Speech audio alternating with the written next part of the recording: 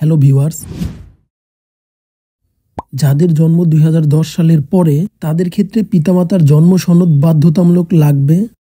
Utility বিলের copy যেমন বিদ্যুৎ, গ্যাস, পানি, এছাড়াও পিতামাতা, পিতামহ, পিতামহীর এনআইডি কার্ড বা পাসপোর্ট, ঘোষিত স্থায়ী ঠিকানা, জমি বা বাড়ি ক্রয়ের দলিল, খাজনা বা কর পরিশোধের রসিদ, এর মধ্যে যে কোনো একটি হলেই হবে।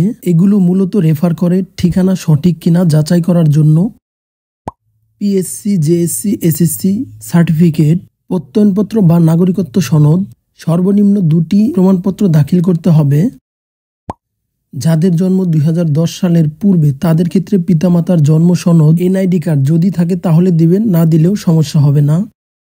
ইউটিলিটি বিলের কপি, বিদ্যুৎ, গ্যাস, পানি, পিতামাতা, পিতামহ, পিতামহীর এনআইডি বা পাসপোর্ট, ঘোষিত স্থায়ী ঠিকানা, জমি বা বাড়ি ক্রয়ের দলিল, খাজনা বা কর পরিশোধ রসিদ, পিএসসি, জেএসসি, এসএসসি সার্টিফিকেটের কপি, প্রত্যয়নপত্র, নাগরিকত্ব সনদপত্র।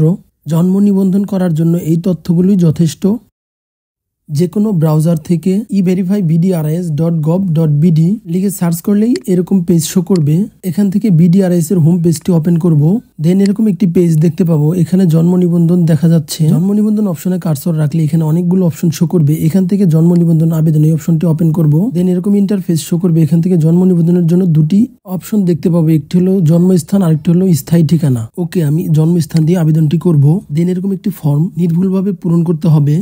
নামের প্রথম অংশ বাংলায় এখানে লিখতে হবে, নামের শেষের অংশ বাংলায় এখানে লিখতে হবে, নামের প্রথম অংশ ইংরেজিতে লিখতে হবে, নামের শেষ অংশ ইংরেজিতে লিখতে হবে। এই পেজটিতে যে নির্দেশনাগুলো দেওয়া আছে সঠিকভাবে নির্দেশনাগুলো ফুলফিল করে পুনরায় চেক করবেন যেন কোনো রকম ভুল না হয়।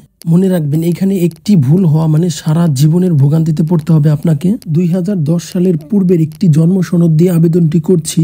ওকে, এবার পরবর্তী অপশনে ক্লিক করব। দেন এরকম একটি পেজ শো করবে। এখানে পিতামাতার তথ্য দিতে হবে। যেহেতু আমি 2010 সালের পূর্বের একটি জন্ম সনদ দিয়ে আবেদনটি করছি, এজন্য শুধুমাত্র পিতামাতার নাম হলেই হয়ে যাবে। ওকে, এবার পরবর্তী অপশনে ক্লিক করব। এই পেজে জন্মস্থানের ঠিকানা, স্থায়ী ঠিকানা ও বর্তমান ঠিকানা এগুলো দিতে হবে। এগুলো সঠিকভাবে বসিয়ে পরবর্তী অপশনে ট্যাপ করতে হবে। ওকে, এবার স্থায়ী ঠিকানা সম্পূর্ণ হওয়ার পর এরকম ইন্টারফেস সামনে চলে আসবে। আবেদনাধীন ব্যক্তির সহিত সম্পর্ক, যদি নিজেই আবেদন করতে থাকেন তাহলে নিজ অপশনে ক্লিক করবেন, এবং যদি অন্য কারোটা আবেদন করে দেন সেক্ষেত্রে অন্যান্য অপশন সিলেক্ট করতে হবে, এবং পিতা মাতা ব্যতিরেকে যে কেউ 17 ডিজিটের জন্ম সনদ নাম্বার এখানে দিতে হবে। আবেদনকারীর নাম অটোমেটিক শো করবে। ওকে, এবার প্রমাণপত্র সংযোজন করতে হবে। সংযোজন অপশনে ক্লিক করলে ফাইল থেকে যে কোনো প্রমাণপত্র অ্যাড করতে হবে। এই প্রমাণপত্রটি চাওয়া হয় শুধুমাত্র স্থায়ী ঠিকানা যাচাইয়ের জন্য। তবে একটা জিনিস লক্ষ্য রাখতে হবে, কমপক্ষে 2টি প্রমাণপত্র এখানে দাখিল করতে হবে।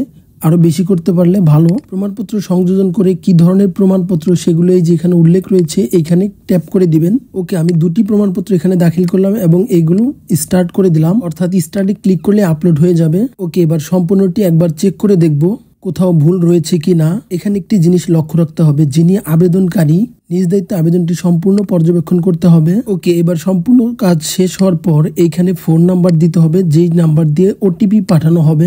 সর্বোচ্চ 1 মিনিটের মধ্যে ওটিপিটি চলে আসবে এবং ওটিপিটি এখানে ইনপুট করে জাস্ট সাবমিটে প্রেস করলেই প্রসেসটি সম্পূর্ণ হয়ে যাবে। এই যে আমার যেমন ওটিপি নাম্বার এখান থেকে চলে আসছে। আবেদনপত্রটি সফলভাবে সাকসেস হয়েছে। আবেদনপত্রের যে নম্বরটি দেখা যাচ্ছে এই নম্বরটি অবশ্যই নোট করে রাখতে হবে, এবং আবেদনপত্রটি জমা দেওয়ার শেষ তারিখে এই যে নিজ দিয়ে উল্লেখ থাকবে। এরপর আবেদনটি প্রিন্ট করে ইউনিয়ন পরিষদের নিকট জমা দিতে হবে। Thanks for watching this video. ধন্যবাদ।